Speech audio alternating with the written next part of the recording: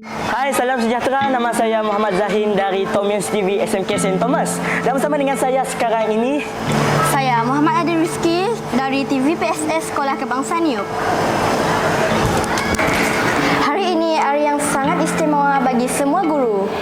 Hari Guru bukan sekadar satu tarikh dalam kalender, tapi peluang untuk kita hargai insan yang banyak berjasa dalam hidup.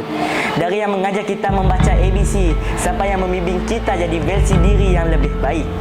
Semua itu bermula dengan seorang guru. Jadi hari ini kita santai-santai tapi penuh makna. Kita kenang dan raikan mereka yang tak pernah jemu mencurahkan ilmu dan inspirasi. Selamat Hari Guru. Hai, selamat sejahtera. Bersama dengan saya sekarang Cikgu Yung daripada SK Niup. Cikgu, saya ada satu soalan untuk anda.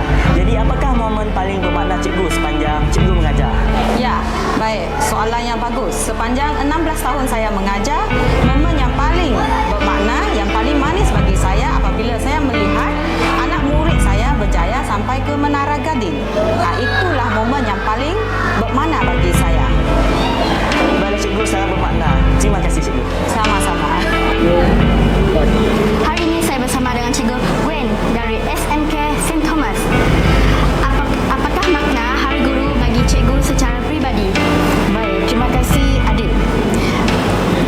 Secara pribadi, Hari Guru merupakan sambutan yang sangat bermakna bagi seorang insan yang bergelar guru.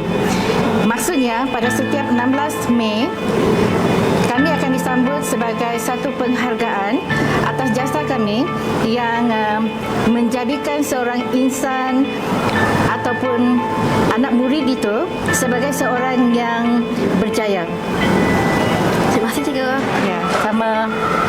Kami mengucapkan Selamat